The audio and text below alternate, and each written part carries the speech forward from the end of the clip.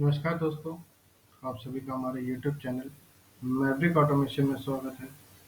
आज के इस वीडियो ट्यूटोरियल में हम चेक करेंगे पाई चार्ट का इस्तेमाल। जो पाई चार्ट है उसको हम यूज़ करते हैं वैल्यू डिस्प्ले कराने के लिए। कहीं पे भी अगर हमें कोई भी न्यूमेरिक वैल्यूज़ को डायरेक्टली न्यूमेरिक फॉर्मेट में डिस्प्ले ना करके अगर हमें किसी फॉर्मेट में पाई चार्ट में अगर डिफाइन करना है तो वहाँ पे हम पाई चार्ट का, बार का या मीटर का इस्तेमाल कर सकते हैं। तो आज के इस वीडियो में हम चेक करेंगे पाई चार्ट। तो फर्स्ट ऑफ ऑल एलिमेंट पे जाएंगे, पाई। तो हम यहाँ से कोई भी ग्राफ अपना इस्तेमाल कर सकते हैं पाई चार्ट बनाने के लिए। लेट्स सपोज हम फुल पाई चार्ट का इस्तेमाल करते हैं। डबल क्लिक करेंगे, जैसे हमने मीटर्स में या बार ग्राफ में चेक किया था, सेम उसी तरीके से हम पाई चार्ट को भी इस्तेमाल कर सकते हैं। तो फर्स्ट ऑफ ऑल हम रीड एड्रेस पे डेटा रजिस्टर को डिफाइन करेंगे D0। देन बॉर्डर एरिया को हम डिफाइन कर सकते हैं किसी भी कलर से। जैसे हम कलर चेंज करेंगे बैकग्राउंड कलर चेंज होगा। मिनिमम एंड हायर रेंज को हम यहाँ से डिफाइन कर सकते हैं कि मिनिमम रेंज और हाई रेंज का कलर क्या होना चाहिए। इसी तरीके से जो ये पाई चार्ट है वो किस तरीके से दिखाई देंगे, रेज, श्रिंकन और ट्रांसपेरेंट किस तरीके से दिखाई दे, हम यहाँ से इसको सेलेक्ट कर सकते हैं। फोरग्राउंड कलर है जो भी हम यहाँ पे इस्तेमाल करेंगे, जो कलर फिलिंग होगा उसके लिए। तो हम यहाँ पे अपना येलो कलर सेलेक्ट कर लेते हैं। देन यहाँ से हम मिनिमम मैक्सिमम वैल्यू सेलेक्ट कर सकते हैं और यहाँ से डेटा टाइप सेलेक्ट करेंगे किस तरीके का जो D0 डेटा है वो किस तरीके का है, वर्ड है या डबल वर्ड है। देन हम यहाँ पे एक वैल्यू रखते हैं 0 to 20। देन हम यहाँ पे टारगेट और रेंज सेलेक्ट कर सकते हैं। लेट्स सपोज जो टारगेट रहेगा अपना ब्लू कलर का रहेगा और एक टारगेट सेट करते हैं 14 और एक लोअर रेंज सेट करते हैं 5 और एक हायर रेंज करते हैं 17 एंड ओके। इसको इंक्रीमेंट डिक्रीमेंट कराने के लिए हम बटन्स का इस्तेमाल कर लेते हैं, increment button and one decrement button.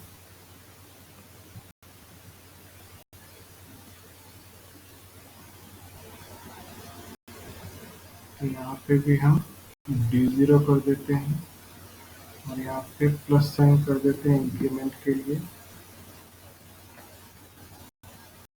और यहाँ पे भी D0 कर देते हैं डिक्रीमेंट कराने के लिए और यहाँ पे नेगेटिव कर देते हैं।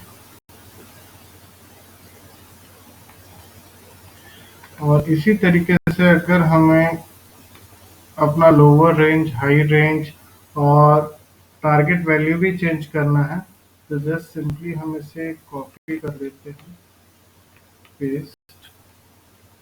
इसको हम एक डेटा रजिस्टर रख देते हैं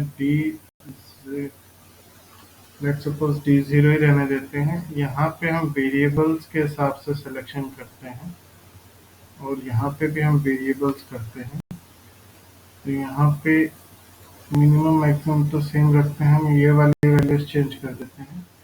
लेट्स सपोज D2, D4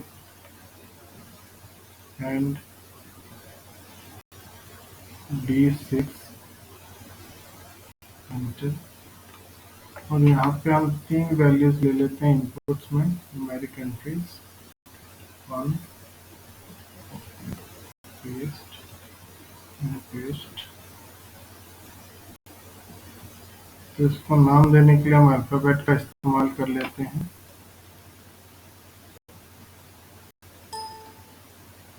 ये टीवी है, दैट इज टारगेट वैल्यू।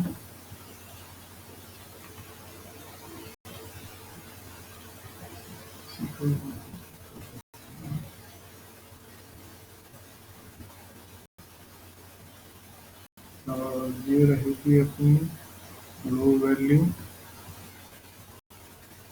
और ये रहेगी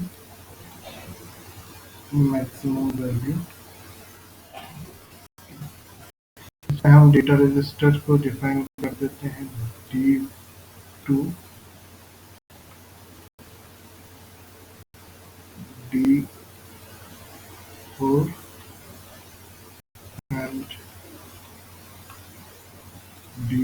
6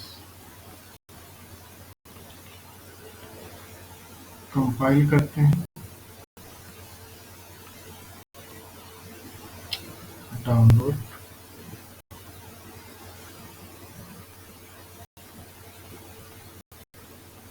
अब जैसे जैसे हम यहाँ पे इंक्रीमेंट करेंगे तो वैल्यूज इंक्रीमेंट होती हैं, और जब तक हमारी वैल्यू एक नॉर्मल रेंज पे रहेगी, लोअर रेंज पे रहेगी, तब तक सिग्नल ग्रीन रहेगा। जैसे ही उस लोअर रेंज को क्रॉस करेगी वैल्यू, देन नॉर्मल कंडीशन पे होगी। और ये एक टारगेट वैल्यू हम डिसाइड करके आए थे 50, देन उसके सॉरी 14, देन जैसे उसके ऊपर जाएंगे 17 से ऊपर जाएंगे तो वैल्यूज जो हमारी हाई रेंज पे चली जाएंगी। इसी तरीके से अगर हमें यहाँ डिफाइन करना, जैसे अभी ये 0 पे है, तो जो टारगेट वैल्यू है, लेट सपोज हम यहाँ से डिफाइन करते हैं टारगेट 12 का, मिनिमम रेंज हम डिसाइड कर लेते हैं 4, और हाई रेंज डिसाइड करते हैं हम 16। तो अब जैसे ही हमारी वैल्यू 0 है अभी फिलहाल, जैसे इंक्रीमेंट करेंगे तो जैसे ही वैल्यू 4 के अराउंड होगी और 4 से जैसे ही ऊपर जाएगी तो यहाँ पे हमारा टारगेट जो लोअर रेंज है वो चेंज होगी।